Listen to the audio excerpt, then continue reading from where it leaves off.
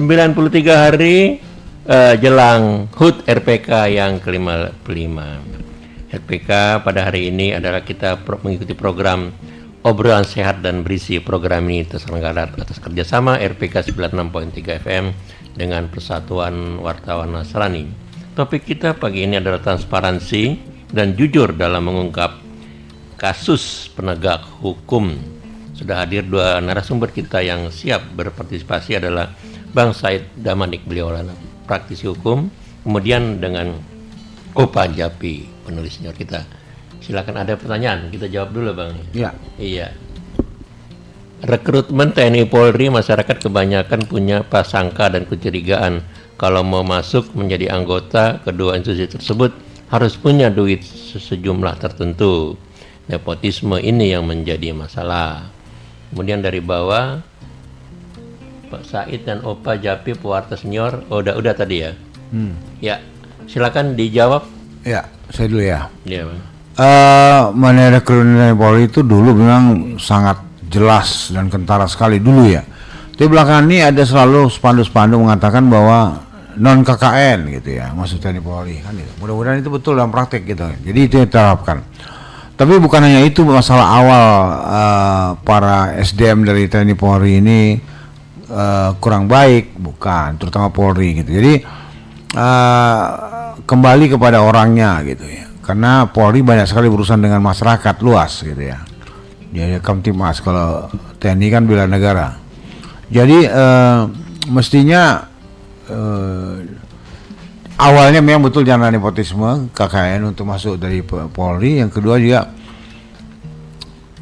pindah jabatan, naik pangkat pun kalau bisa jangan pakai duit lagi gitu loh, ya kan? Jadi seperti itu semua orang tahu lah. Jadi kadang-kadang mereka pura-pura seolah udah benar semuanya, ya betul. Karena jadi seperti kejadian yang kita tahu belakangan ini gitu. Jadi ada kejanggalan-kejanggalan pada akhirnya masyarakat melihat gitu. Apalagi saya yang baru 36 tahun jadi praktisi hukum, jadi paham betul gitu apa tugas Polri, apa tugas pengacara, apa tugas hakim dan jaksa gitu. Jadi tolong jadi Polri harus berani menyampaikan, memeriksa, menyelidiki, menyidik masalah-masalah yang ada dalam tubuhnya sendiri gitu loh. Jangan sampai neko-neko lah. Tapi kita tunggulah, kita hanya bisa berdoa Bung Tony, kira-kira supaya para penentu ini, decision maker ini betul-betul beritikat baik dalam praktek gitu ya. Jangan hanya omong doang gitu loh. Karena sudah nggak terasa 3 minggu lebih. Hasilnya nggak jelas.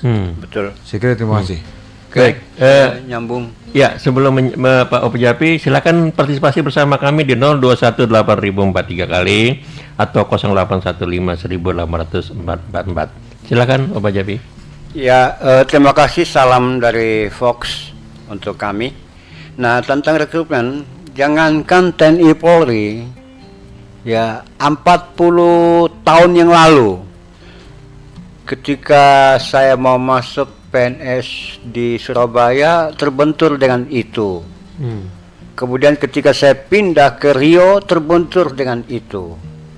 Diawali dengan ijazah segala macam, tes segala macam, jeniusnya keluar, nilainya keluar, ujung-ujungnya harus menyiapkan sekian. Bagi saya buat apa gitu. Nah, jadi jangankan. Nah, mudah-mudahan dengan kekinian kita sekarang ini, modal rekrutmen berdasarkan tebal tipisnya amplop itu sudah tidak ada terjadi, termasuk teman-teman kita yang seharusnya pindah dari daerah ke pusat, pindah jabatan, naik jabatan, sudah tidak lagi ada setoran-setoran seperti itu, sehingga mereka juga tidak, ketika duduk di jabatan yang berubah, yang lebih tinggi, mereka juga tidak menggunakan kesempatan untuk membayar apa yang sudah keluar dari diri mereka. Nah, saya kira itu jawaban yang sederhana dari saya tentang rekrutmen. Iya, kalau ini ada lagi Fox menanyakan ini seperti tidak diperkenankan TNI katakanlah polisi jangan dikasih senjata lagi gitu ya. Nah, ini saya jawab ya. Ya, monggo. Jadi gini, memang undang-undang mengizinkan polisi untuk melakukan tindakan hukum gitu ya. Ya, untuk menegakkan keamanan ketertiban masyarakat atau Kamtibmas istilah populernya gitu ya. Itu memang mereka. Cuma memang betul-betul harus ketat mestinya. Senjata yang dipakai itu betul-betul misalnya untuk menghadapi perampok yang melawan. Gitu. Ataupun penjahat yang melawan. Ya kan? Tapi kalau nggak ada masalah kok pakai tembak menembak itu semua peluru harus tertanggungjawabkan karena itu peluru dari rakyat, ya kan, untuk dipercayakan kepada Polri untuk digunakan dengan baik dan benar untuk menegakkan Kamtibmas, hukum dan keadilan gitu loh. Saya kira itu ya. Jadi bukan nggak boleh juga pakai senjata gitu, tapi diberi diperketat iya. Diperketat ya, ahli betul ya. Iya ya. Opa, saya mau tanya nih Opa. Yep. Dulu saya terkenal tuh di Brimob, pelatih orang NTT itu, dia pelatih Brimob sangat canggih sekali, bukan hanya dia pakai pisau senjata gitu. Jadi kalau Brimob itu nggak ada itu katanya kayak Hansip ya, nembak bidik kaki kena kepala gitu. Jadi rata-rata memang jago tembak ini. Coba Opa punya komentar nggak? Kenapa nggak kena? Ya, mudah-mudahan senior kita yang dari Brimob, Irjen Jeki Uli dengar, jadi dia akan ketawa kalau saya jawab salah. Iya. Yang hormat buat kakak Jeki Uli, Irjen. Ya, untuk pelatih tembak, ya pelatih ya di Brimob memang orang-orang dari timur saya itu jago ini. Tapi itulah karena memang kesempatannya mereka ya sudah di situ juga. Pangkatnya dan naik ya. Anak buahnya Pak JK sudah komjen, pensiun dan komjen. Pak JK sendiri pensiun dengan Irjen. Bagus lah, Irjen bagus lah. Iya. Kan masuk ke Pak Guris Merah itu juga dulu orang NTT. Iya. Orang pintar itu. Iya, jadi orang produk berani yang menciptakan Densus 88. Iya. Ahli tembak gitu ya. Nggak mungkin nggak kena ya. Saya hanya ingin melihat ini tentang memegang senjata. Sekali lagi, senjata bukan alat untuk membunuh.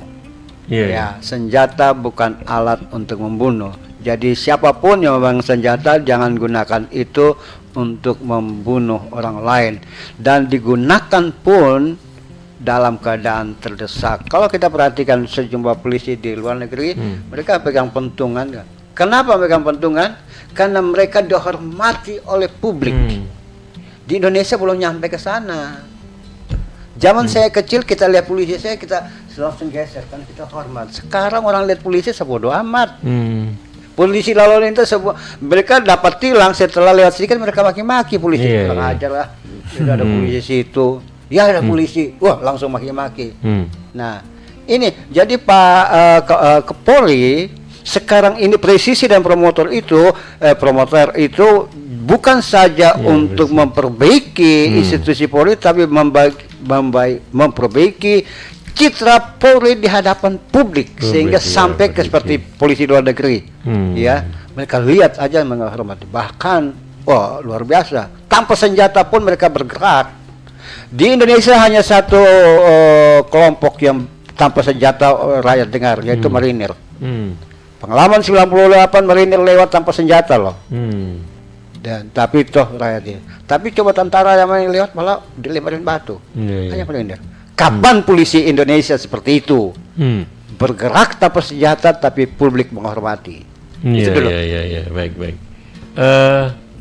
Saya kira kita pagi ini membahas banyak, mengungkap kasus-kasus yang memang sekarang orang antara berani dan tidak mengungkapnya. Justru dua narasumber kita ini kita undang untuk mengungkapkan fakta dan kebenaran. Bagaimanapun kita perlu polisi, mencintai polisi. Betul. Biar dia bisa bertahan cukup lama. Banyak kan orang bilang, waduh, ini polisi seperti Hugeng ini susah ya, kecuali polisi tidur katanya.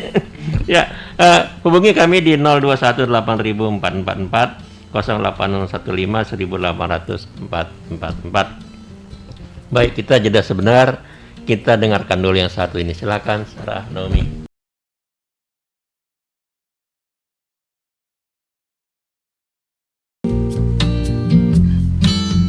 Ya, 93 hari jelang HUT RPK ke-55.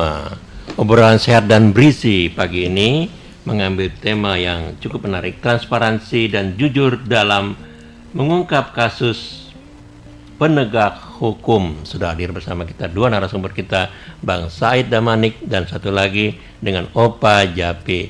Saya baca dulu ya pertanyaannya ya. Ada pertanyaan dari pemirsa ya. Permasalahan utama terhadap perilaku aparat di Indonesia adalah proses awal rekrutmen. Baik, yang kedua, ini sepertinya tegurannya siapa? Sapaannya kepada Opa Japi. Opa Japi, pewarta senior, sang penjaga literasi Indonesia, masih aktif dan sehat walafiat. Semoga tetap sehat, sentosa. Semoga RPK selain berita rohani juga menjadi suara berita nasional yang imbang dan sehat. Di mana saat ini warta atau kalau kulit tinta manual ataupun online sudah tidak seimbang dalam pemberitaan saat ini. Salam sehat. Ya, berarti online mulai diragukan. dipengaruhi. Mudah-mudahan RPK tidak objektif dan faktual. Iya, Bang Said jawab dulu nanti Opa. Baik. Ya. Teman yang kali ya, YouTube itu mengatakan bahwa permasalahan utama terhadap perilaku aparat Indonesia adalah proses awal rekrutmen. Saya kira TNI, Polri, PNS itu rekrutmen itu cukup baik sebetulnya, ya kan? Cukup ketat juga gitu ya. Walaupun memang masih ada lah sana sini sedikit permainan begitu ya. Jadi apalagi kepolisian tuh jelas sekali tuh prosedurnya ketat sekali ya. Tapi ya tetap aja dalam proses kedepannya itu perlu terus-menerus pembinaan ya, apalagi kalau sampai pangkat tertentu ya. Jadi memang banyak kali pendidikan-pendidikan yang mereka harus lalui. Ya sudah cukup baik sudah. Tapi kembali kepada manusianya gitu ya. Tapi memang gini, mental menjadi utama, mental ya, karakter gitu. Yang kedua itu adalah untuk membentuk SDM yang baik di semua komposisi personal ya, TNI, Polri maupun PNS. Di samping itu juga memang saya kira sebagian saya dengar udah cukup baik kok Bung Tony kesejahteraannya gitu loh, ya kan. Nah, kalau bilang kurang ya kurang saja gitu. Jadi memang sudah cukup baik semuanya. Cuma masalahnya kontrol atasan juga. Satu lagi Bung Tony. Kebetulan saya di Dewan Kehormatan Profesi Advokat ya. Jadi bangsa ini kalau maju selain tegakkan hukum dan keadilan dan kesejahteraan sosial juga adalah taat kepada kode etiknya masing-masing. Kode etik profesi sebagai polisi, sebagai hakim, jaksa, pengacara, notaris, semua lah. Ada juga PNS. Jadi kalau semuanya memperhatikan dan melaksanakan kode etiknya, mudah-mudahan lah ke depan ya Tuhan berkati akhirnya bangsa ini semakin baik gitu. Karena di negara manapun, karena etika itu gini, Bung Tony. Contoh gini, boleh nggak di depan rumah Bung Tony orang kencing? Undang-undangnya nggak ada kan? Nggak ada ya. Itu norma yang sudah ada dari dulu sejak sebelum ada undang-undang nggak pernah hukum tertulis itu sudah nggak boleh, ya kan? Terus merokok di ruang AC gitu. Kayak apa ya? Jadi yang etika itu menjadi penting sekali. Apalagi melakukan ungkapan-ungkapan kebencian secara sembarangan dan sebagainya gitu ya, tanpa ada aturan lagi dan norma dan adat istiadat. Jadi itu yang awalnya sebenarnya. Baru diatur kepada hukum tertulis, disaring benar oleh eksekutif dan legislatif sebagai pembuat undang-undang gitu ya. Nah, baru dikeluarkan menjadi undang-undang. Jadi betul memang rekrutmen perlu ya, rekrutmen awal sebagai polisi, sebagai tentara, sebagai jaksa, sebagai hakim gitu. Tapi berikutnya perlu ada proses pengawasan yang ketat, pembinaan yang ketat gitu ya. Jadi jangan dibiarkan. Jadi seorang mantan Kapolri pernah bilang begini Pak Tony. Orang Indonesia nih siapapun yang perlu diawasi gitu ya. Kalau enggak waduh sembarangan terus. Karena gini, pernah juga di Indonesia Leadership katakan seorang tokoh gitu, yang almarhum Profesor saya, tapi di Indonesia ini kadang-kadang hukum nggak takut. Jangan hukum katanya, Tuhan pun nggak takut dia katanya. Itu kan yang ngeri katanya. Saya kira kayak gitulah. Terima kasih. Silakan Pak Japi. Tadi ada ya ungkapan tentang presiden 2 kali mengungkapkan tentang ini, dan juga ada pertanyaan rekrutmen ini. Saya berangkat dari yang paling basic pada masa politea. Ya, raja-raja kota pada masa lalu itu memilih orang-orang tertentu untuk mewakili mereka ketika terjadi ketidakamanan atau peristiwa kasus di masyarakat. Nah, ketika terjadi tindakan pelanggaran hukum atau penyimpangan di masyarakat, rakyat itu akan melaporkan ke istana, ke raja polis, raja kota, dan dia akan mengirim orang-orang yang dia pilih tadi. Dan ketika orang-orang yang dipilih tadi muncul di TKP, rakyat akan mengatakan polis sudah datang. Artinya apa? Polis sudah datang bahwa ini kejadian ini negara sudah tahu, negara hadir dalam peristiwa itu. Nah, orang-orang inilah yang mewakili bertindak atas nama negara, atas nama pemerintah untuk menyelesaikan masalah. Oleh sebab itu, kalau tidak salah, saudara-saudara pendengar, kalau presiden begitu concern terhadap hal-hal yang terjadi dalam masyarakat, karena orang-orang termasuk polisi, kaum penegak hukum ini adalah mewakili negara di dalam mensejahterakan rakyat, mengatasi masalah. Nah, jadi kalau masalah rekrutmen tentu saja ada hal yang sangat menarik. Apakah orang-orang itu mampu menciptakan rasa aman, tentram, damai, ketertiban di area publik kalau ada peristiwa? Lalu kalau orang-orang yang tadi dipilih khusus ini bermasalah, melanggar hukum, nah ini yang masalah rumit. Mereka tadinya dipilih khusus untuk mewakili negara di area publik. Sekarang orang-orang terpilih ini yang bermasalah. Nah, ini perlu diskusi yang perlu perhatian yang sangat serius, dan presiden memperhatikan itu. Tadi sudah diungkapkan oleh Pak Said bahwa ada proses, ada segala macam.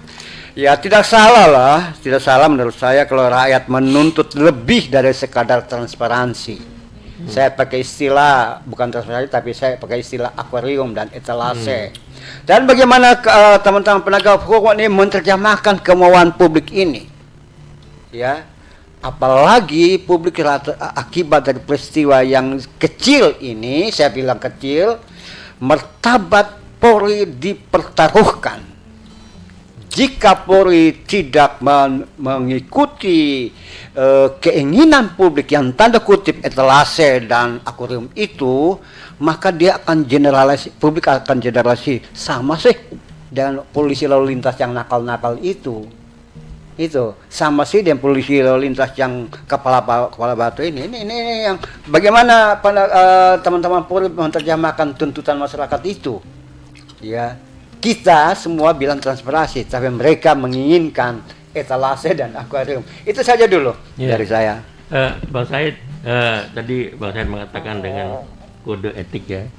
Pernah juga terjadi kasus Broto Seno itu ya. Ya, itu juga. Itu kan akhirnya ya, Broto Seno dikenakan kasus kode etik. Tapi masyarakat lagi-lagi tidak percaya, masa hukumannya seperti itu katanya. Kenapa tidak cepat ya didesak lagi? Nah, menurut Abang nih seperti apa? Kasus ini kan nanti katakanlah polisi itu Dewan Kode Etiknya akan bertindak gitu kan. Seperti ini. Tapi pasti tadi Opa Jabi bilang nggak bisa dong katanya, harus transparan gitu ya seperti akuarium. Silakan Bang. Saya kira dia contohkan Broto Seno udah dihukum dia. Sudah dipecat, ya. Sudah pindah. Ya, jadi saya kira jelas kok prosesnya ada. Makanya yang kita sesalkan adalah Propam itu singkatan dari profesi dan pengamanan. Iya. Jadi penegak kode etik profesi polisi dia itu. Jadi mestinya ya bikin contoh lah, kan itu persoalannya. Ya kan? Itu lebih berat loh. Karena apa? Langsung hukuman kepada dirinya, pribadinya, pangkatnya, jabatannya gitu ya. Saya kira kita semua tahu.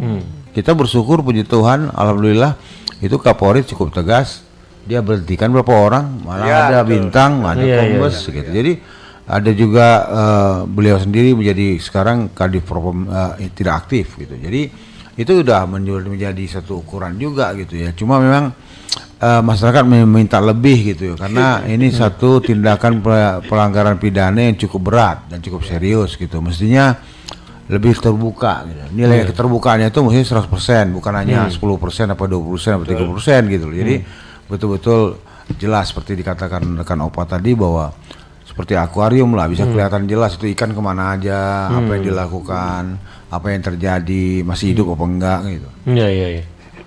Saya kira gitu ya. Jadi memang kita harapkan yang terdepan adalah pertama sekali kesejahteraan ekonomi, kesejahteraan sosial bangsa. Yang kedua adalah aparat hukumnya itu betul-betul punya integritas yang tinggi ya untuk menegakkan hukum dan keadilan ya, apakah itu polisi, jaksa, hakim, pengacara gitu. Jadi semua harus seperti karena mereka inilah penegak hukum dan juga penegak etika gitu. Jadi semuanya harus diperhatikan betul. Nah, sekarang masalahnya kalau dia sendiri yang melakukan atau terjadi dalam tubuh dia, itu persoalannya kan. Jadi masyarakat ingin melihat ini lebih transparan lagi, yang lebih terbuka. Satu hal lagi ya, yang semua pihak harus tahu, dan kejadian ini juga, bahwa semua orang walaupun nggak mengerti banget hukum, tapi paling tidak akal dan pikirannya, pikiran dan hatinya itu terbuka, paham gitu, peka. Kok ada sesuatu yang aneh ya? Ada apa ini? Ya kan gitu. Kok sampai ya kan, bagaimana raung-raung keluarga itu kedatangan anggota keluarga yang sudah meninggal tapi tidak boleh dibuka peti mayatnya. Itu kayak gitu-gitu kan jadi pertanyaan. Janggal ya. Nah gitu. Terus juga yang dipersoalkan juga senjata dari seorang sersan, seorang brigade. Nah, jadi banyak hal yang jadi pertanyaan-pertanyaan yang harus segera dijawab oleh polisi dengan jelas, benar dan tepat. Saya ulangin lagi ya, dengan jelas, benar dan tepat gitu. Jadi jangan seolah-olah jelas, seolah-olah benar, seolah-olah tepat gitu juga. Kan seolah-olah, tapi sebenarnya lah gitu. Ya baik, karena kita harus mendengarkan ini dulu. Memang menarik sekali katakanlah yang akan diungkap oleh para narasumber kita. Tapi kita dengarkan dulu yang satu ini. Silakan Saranowi.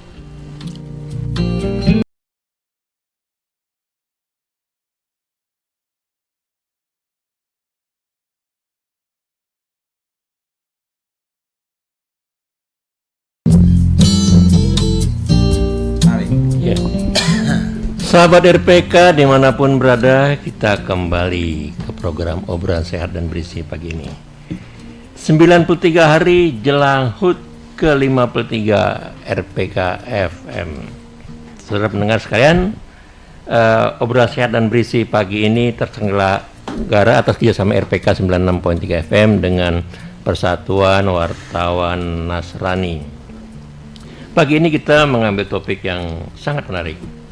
Transparansi dan jujur dalam mengungkap kasus penegak hukum, maksudnya penegak hukum yang berbuat kasus gitu. Ya baik, sudah hadir di depan kita untuk bersama-sama berdiskusi Bang Said Damanik. Beliau adalah praktisi hukum. Silakan Bang Sam menyapa sahabat kita, Bang. Selamat pagi Bang Tony, rekan-rekan sekalian, juga sahabat RPK yang dikasih Tuhan.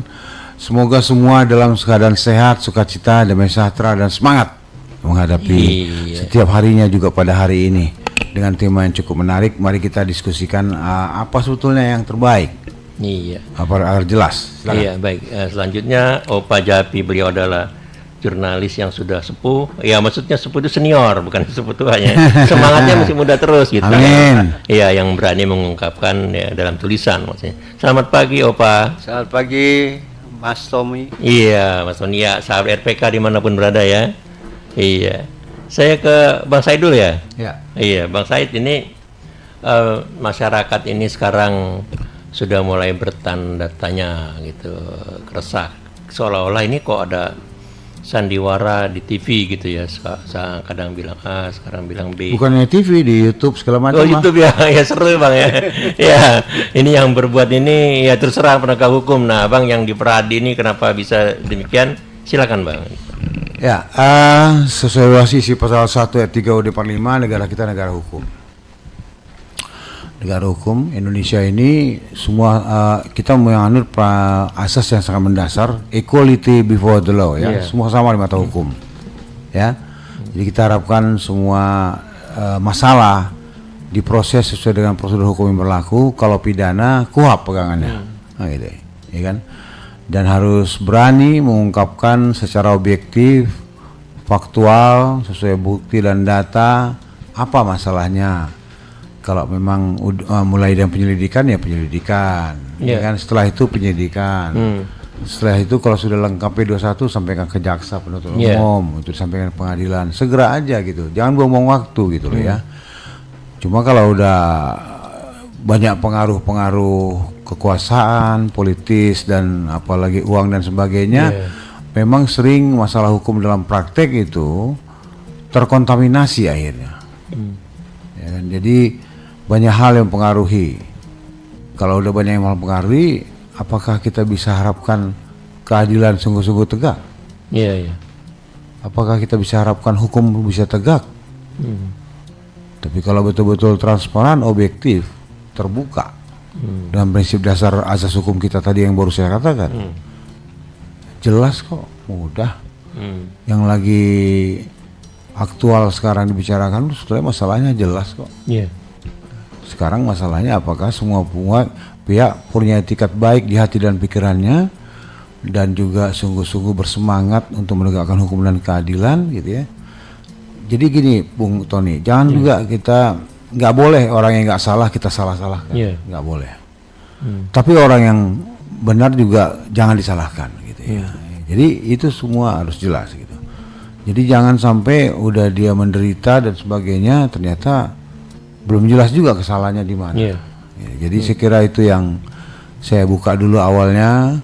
Barangkali sekali lagi saya ungkapkan bahwa semua sama di mata hukum. Baik. Ya, jadi apalagi di aparat hukum. Ya. Harusnya menjadi contoh terdepan untuk menegakkan hukum dan keadilan. Iya. Ya, terima kasih. Dengan Opa Japi, silakan opininya. Ya, saudara-saudara yang ada, saudara-saudara dalam kemanusiaan, kita memperhatikan bahwa yang terjadi sekarang ini diminta oleh publik, ya, transparansi yang jujur, mengungkapkan kasus pelanggaran hukum atau tindak kriminal yang dilakukan oleh penegak hukum. Nah, ini yang cukup rumit. Perhatikan baik-baik bahwa publik meminta bukan sekedar transparansi, ya, itu proses. Tapi publik dalam meminta transparansi itu dia menuntut seperti akuarium dan etalase. Nah, ini yang repot. Harus jelas ya. Iya, repot. Walaupun kita bilang ini sudah transparansi, tapi publik dapat tahu dia tidak memandang transparansi itu satu proses yang sementara berlangsung di jajaran pemeriksa dan penyidik semua. Tapi dia melihat sebagai apakah ini sudah terlihat belum? Jadi orasi dan narasi yang dibangun publik seperti mereka melihat yang ikan di akuarium dan etalase. Kalau transparan kan ada yang tertutup, ada yang tidak terlihat. Dan itu kalau nggak transparan ya. Transparan itu ada yang tidak terlihat. Tapi kalau dia menuntut, dia meminta etalase dan akuarium, nah ini yang membingungkan. Ya, akhirnya apa yang terjadi? Nah, ini nanti Pak Said lebih ungkapkan lagi tentang ini. Saya itu dulu bahwa publik meminta bukan sekedar transparansi, tapi dia menggunakan istilah transparansi, tapi orasi dan narasi dari publik adalah etalase dan akuarium. Ya, itu dulu. Baik. Jadi karena publik mendesak gitu aparat penegak hukum transparansi, akhirnya ada otopsi kedua. Karena apa? Ada kejanggalan, ketidakpercayaan kepada otopsi yang pertama. Apakah ini sah menurut hukum, Bang? Ada otopsi Maksudnya gimana? Ada, jika ada perbedaan, otopsi yang pertama dilakukan oleh polisi atau otopsi kedua oleh polisi dan gabungan begitu. Kenapa ini pernah dipercayakan tuh di proses Polres Jakarta Selatan? Terus setelah ditangani secara berlahan, tahu-tahu diangkat ke Polda. Bahkan sekarang diangkat ke Bareskrim, Mabes Polri. Sebetulnya kalau misalnya udah jelas dari awal, ini nggak perlu pakai diangkat-angkat. Kenapa Presiden sampai 2 kali bicara ini? Iya, betul transparansi. Buka saja secara transparan. Tolong dijaga wibawa negara, reputasi Presiden, reputasi Kapolri. Karena Polri belakangan ini termasuk aparat hukum yang sudah mulai baik. Kapolri sudah mempunyai satu itikat yang cukup benar gitu ya, dari segi meningkatkan presisi Polri gitu ya. Jadi jangan sampai dirusak oleh oknum individu gitu. Jadi apapun yang dikatakan, apapun yang disampaikan oleh tim penyidik dan sebagainya itu cepat atau lambat kadang-kadang akan ketahuan ini apakah benar apa tidak. Tapi kok ada yang janggal gitu, ya kan? Nyawa lo hilang, betul. Ya bukan kucing gitu loh ya. Nyawa manusia hilang gitu. Jadi harus benar-benar gitu loh ya. Kok bisa di rumah tempat tinggal seorang petinggi aparat hukum itu terjadi sesuatu yang sebetulnya nggak perlu terjadi. Iya. Gitu. Terus setelah terjadi, kayaknya semua sungkan untuk membuka. Itu dia. Ya kan, karena banyak kejanggalan. Kenapa harus 3-4 hari kemudian baru dibuka? Kenapa mayatnya tidak boleh dibuka di mata keluarganya yang ada orang tuanya langsung? Kalau memang terbuka dan transparan, kadang-kadang kalau ditanya kan, kami udah transparan, terbuka. Lah, inilah kadang-kadang kan. Kalau kita ya, Bung Tony, mungkin sahabat LPK juga sama, Opa juga sama, bahwa kalau adiknya, anaknya, innalillahi dipanggil Tuhan, adalah hak dia untuk tahu mana mayatnya. Apakah peti mayat itu di dalam itu handphone atau apa kan gitu, harus dibuka dong. Ya kan, kalau ditutupin. Gitu. Yang berikutnya, apakah ada logikanya ya? Seorang Bribtu itu dulu disilahkan sersan 1 gitu. Dan 1 ya. Di rumah seorang petinggi Polri bintang 2 aktif, kok berani ambil tindakan-tindakan dan sebagainya kan ya. Terus juga itu tadi saya bilang, udah disidik dan dipanggil, diberitahukan kepada Polres Jaksel, naik ke Polda. Berapa hari ini saya dengar naik ke Mabes, bahkan perlu ada tim khusus langsung dibentuk, dipimpin oleh bintang 3 Wakapolri. Berarti ini kan dianggap serius. Tapi jangan serius yang benar-benar lah, jangan pura-pura gitu. Gitu. Jadi kalau serius benar-benar itu akan ketahuan gitu bahwa oh ya memang sungguh-sungguh. Atau berikutnya, kedua, ini sandiwara. Jangan begitu ya. Jadi saya kira kita semua tahu, kebetulan ada yang tadi ada tanggapan untuk Bung Tony, silakan kita coba nanggapi bahwa memang ada teka-teki sedikit gitu ya. Jadi cobalah buka, jangan sampai Komnas HAM yang aktif daripada Polri. Ya, betul. Ada apa? Kompolnas pun kebetulan sebetulnya mesti objektif, tapi kok karena ada mantan petinggi Polri dulu di situ, kayak sungkan-sungkan juga untuk buka ini. Jangan dong, ya kan? Ya, baik. Itu, saya kira itu. Ya, saya kira sangat menarik sekali, sahabat RPK dimanapun berada. Silakan partisipasi bersama kami di 0218043 kali atau 0815-18444. Kita dengarkan dulu yang satu ini, nanti pertanyaan akan banyak ataupun tanggapan dari narasumber akan menjawabnya. Silakan, Sarah, Nomi.